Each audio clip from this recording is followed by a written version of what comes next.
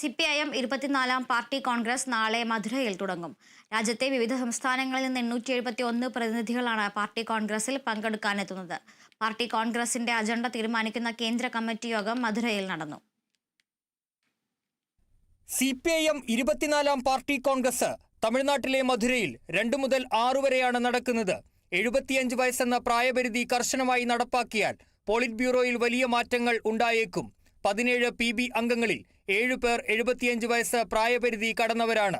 PB coordinator Prakash Karat, മുഖ്യമന്ത്രി പിണറായി വിജയൻ, ത്രിപുര മുൻ മുഖ്യമന്ത്രി മാണിക് സർക്കാർ, സൂര്യകാന്ത് മിശ്ര, തമിഴ്നാട് മുൻ സംസ്ഥാന സെക്രട്ടറി G രാമകൃഷ്ണൻ, ബൃന്ദ കാരാട്ട്, സുഭാഷ്ണി അലി എന്നിവർക്കാണ് 75 വയസ്സ് കഴിഞ്ഞത്.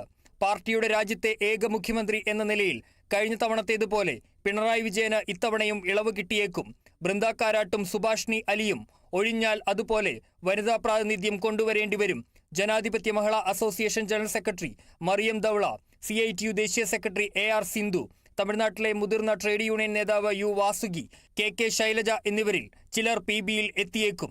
കേരളത്തിന് കൂടുതൽ പ്രാതിനിധ്യം നൽകാൻ തീരുമാനിച്ചാൽ K Radhakrishnan, Thomas Isaac, EP Jayarajan എന്നിവർ പരിഗണനയിൽ ഉണ്ടാകും.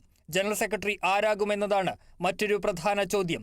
MA ബേബി, ആന്ധ്രാപ്രദേശ് മുൻ സംസ്ഥാന സെക്രട്ടറി B രാഘവലു, കിസാൻ സഭാ നേതാവ് അശോക് ധവള എന്നീ പേരുകളാണ് സജീവം.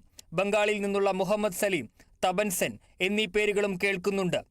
MA ബേബി ജനറൽ സെക്രട്ടറി ആയാൽ EMSന് ശേഷം കേരളത്തിൽ നിന്നുള്ള ആദ്യത്തെ CPIM ജനറൽ സെക്രട്ടറിയാകും. കേരളത്തിൽ നിന്നും 175 പേരാണ് മധുര പാർട്ടി കോൺഗ്രസിൽ പങ്കെടുക്കുന്നത്. ഏപ്രിൽ 6-ന് മധുരയിൽ നടക്കുന്ന റെഡ് വാളണ്ടിയർ പരേഡോടുകൂടി പാർട്ടി കോൺഗ്രസിന് കൊടിയിറങ്ങും. Kerala vision news, Thiruvananthapuram.